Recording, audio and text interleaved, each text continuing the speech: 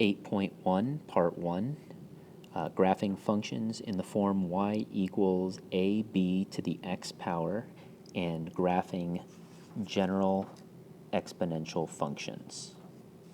Okay, so example 1, graphing a function in the form y equals ab to the x power.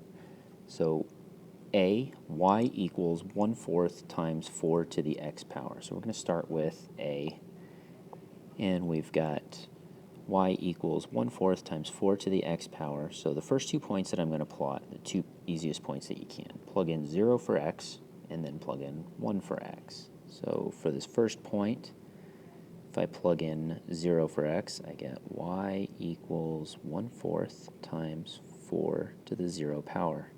Now I need to remember from my properties of exponents, 4 to the 0 power is equal to 1. So 1/4 times 1 is just 1/4.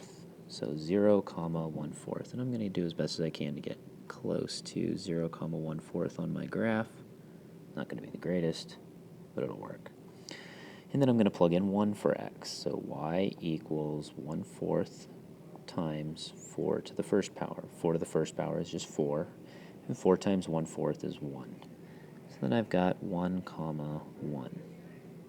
So now I've got 2 points here, and then from left to right, exponential functions all look the same. From left to right, I draw a curve that begins just above the x-axis, okay, so just above the x-axis, and passes through the 2 points and moves up to the right. So in other words, I start just above the x-axis, and then I start going bigger and bigger, bigger, bigger. Okay? And that gives me my exponential curve. And now it doesn't ever go straight up, but it's getting steeper and steeper as it goes. Now notice that it never touches the x-axis. The x-axis is the asymptote. Asymptote is the x-axis. Remember, you can approach your asymptote, but you don't touch it. Okay, for b, we've got y equals negative quantity 4/3 to the x power. So this time if I plug in 0, I get y equals negative 4/3 to the 0 power. Well, 4/3 to the 0 power is still 1, so then I apply the negative sign and get 0, -1. If I plug in 1 for x, y equals negative quantity 4/3 to the first power. Well, 4/3 to the first power is just 4/3, so I get negative 4/3, or about negative 1 1/3. So 0, -1, and 1, negative 4 negative 4/3, which is negative 1 1/3. Okay. And then again, from left to right, I draw a curve. This time it just starts just below the x-axis. My asymptote is still the x-axis. But I start just below the x-axis, and then I pass through the 2 points going down to the right. And again, I'm going to get steeper and steeper as I go further to the right, but I will never go straight down. So it's going to move down to the right.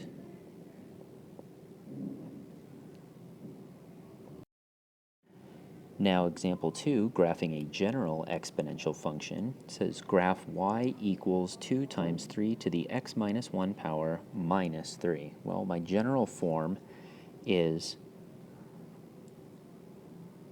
y equals ab to the x minus h plus k, where h and k tell me how far I've shifted. H is my left or right shift, so it's how far it's been translated to the left or right, and k is my up or down shift, how far it's been translated vertically. So begin by lightly sketching the graph of y equals 2 times 3 to the x power. So in other words, you just go with the first general portion that has not been translated. Okay, so you plug in to this now. 0 for x, well, if I plug in 0 for x, 3 to the 0 power is 1. 1 times 2 is 2. Then I plug in 1 for x. 3 to the first power is 3. 3 times 2 is 6. Then I translate the graph. Okay, so after I plot these points, so I'm going to go for 0, 2, and 1, 6. And again, that one is the one that starts just above the x-axis. Okay, so I'm going to do it as a dotted sketch because I can't really sketch lightly on here. Okay. So then now what I do is I just translate the graph of this. I'm going to translate it. I'm going to change color here. I'm going to translate it h units.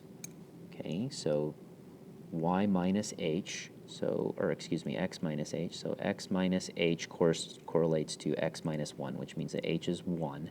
So I go 1 unit right. Okay, so I'm going to move everything 1 unit to the right.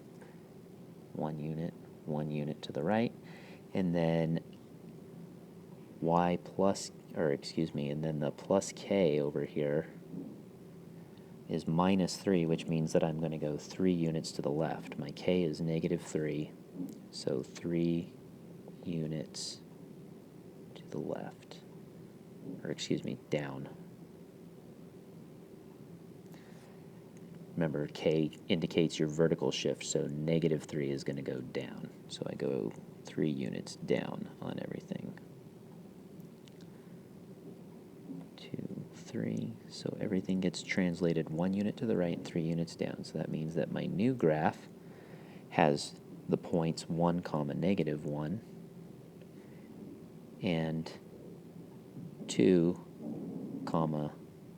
3. And because my whole graph has shifted down, that means that my asymptote has also shifted down. So my asymptote has shifted down the same number of units as everything else. So the asymptote is now at y equals negative 3. Okay, so instead of being at 0. So my new sketch looks like that. My new asymptote is at negative 3. The domain is all real numbers, because I can plug in any value of x I want. It's fine, positive, negative, whatever. And the range, though, has to be above that asymptote, so y is greater than negative 3.